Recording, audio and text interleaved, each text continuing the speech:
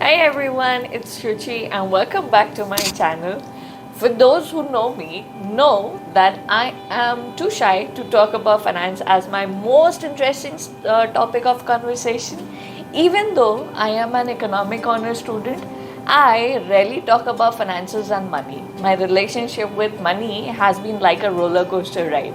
Sometimes I feel I have more than enough, and sometimes I feel I need to have more for that financial freedom in future. Picture this, a world where money isn't just about numbers and figures on a balance sheet, but a force that shapes our lives, decisions, and even our happiness.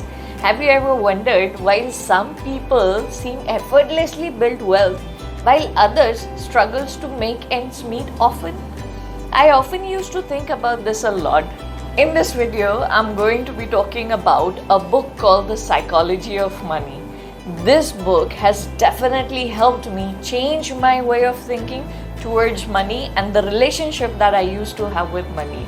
And I hope these lessons will be equally valuable for you too.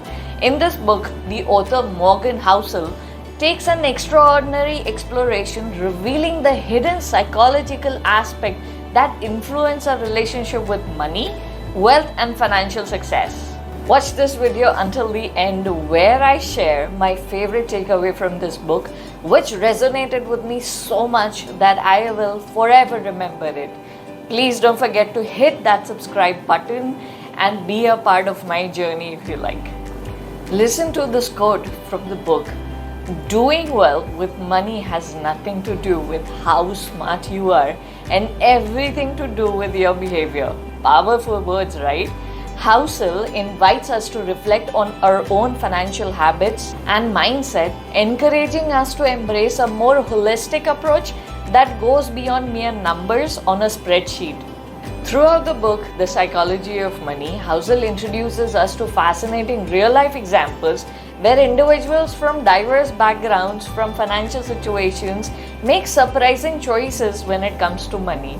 From billionaire investors to everyday individuals, their stories unravel the intricate web of emotions, biases, and beliefs that shapes their financial decisions. Imagine this, a person who saves every penny even when they don't have much, versus someone who spends lavishly driven by illusion of instant gratification. Housel masterfully dissects these contrasting mindsets, unveiling the profound impact of our attitude on our long-term wealth and financial stability. For example, Housel talks about how we tend to overestimate our future earnings and underestimate our future expenses.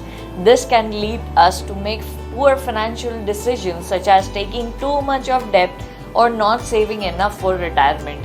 He also talks about how our emotions can cloud our judgment when it comes to money. For example, we might be more likely to spend money when we are feeling happy or stressed.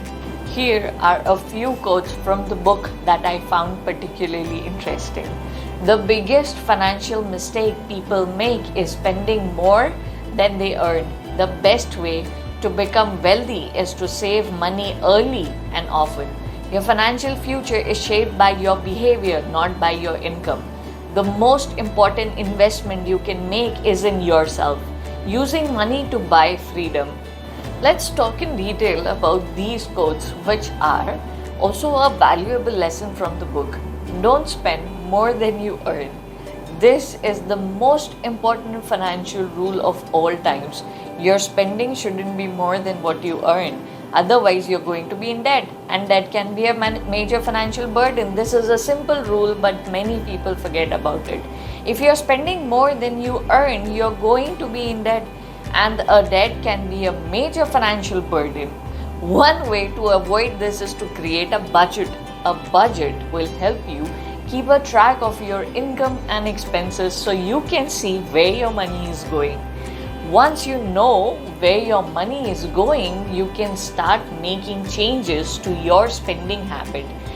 We often fall in the trap of showing off our success for social respect and liking and for how wonderful and happy our life is, but this public display often comes with a price tag, which could lead us to future debts, so be cautious in your spendings. Save money early often. The sooner you start saving, the more time your money has to grow.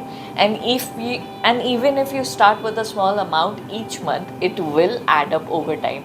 I here have to thank my father for always teaching my brother and I to save money from a very early stage in our career, which now has become a habit. Wealth has to do a little with your income or investment returns and a lot to do with your saving rate. Let's take an example. Let's say you start saving $100 a month when you're 25 years old.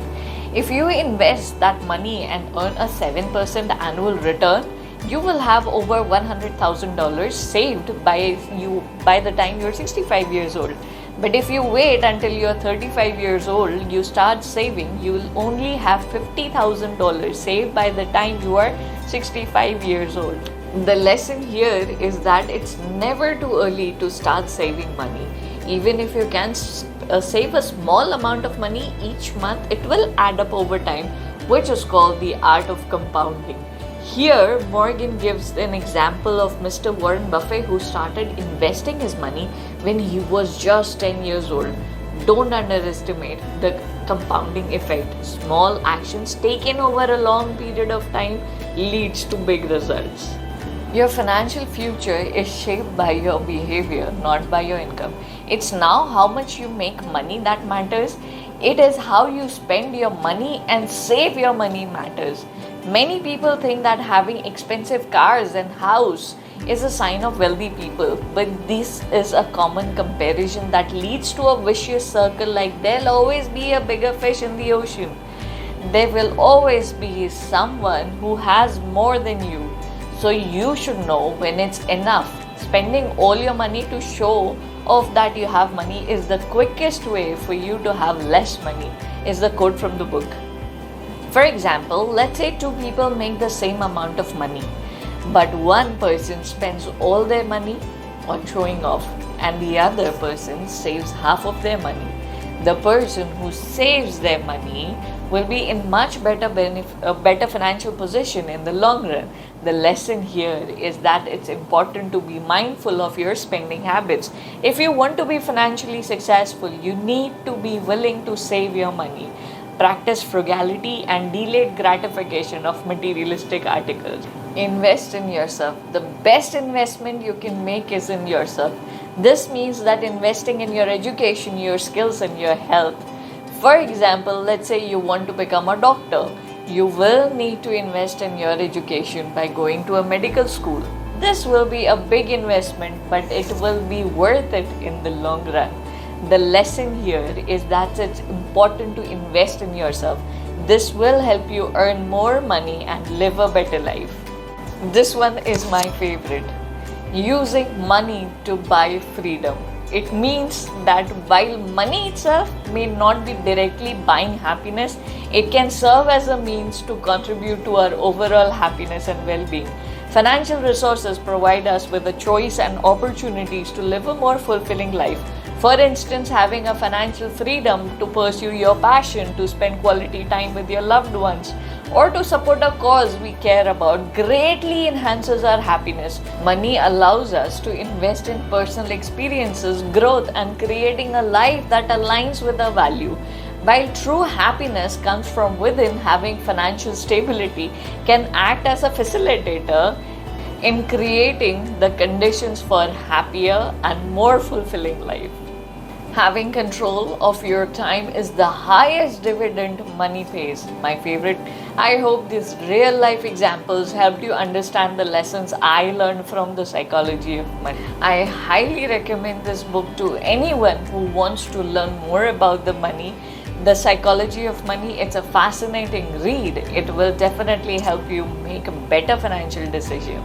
In addition to the quotes I mentioned, there are many other interesting insights in this book. For example, Houses talks about the importance of time in investing. He says that time is the most powerful force in investment world. This is because the longer your money is invested, the more time it has to grow.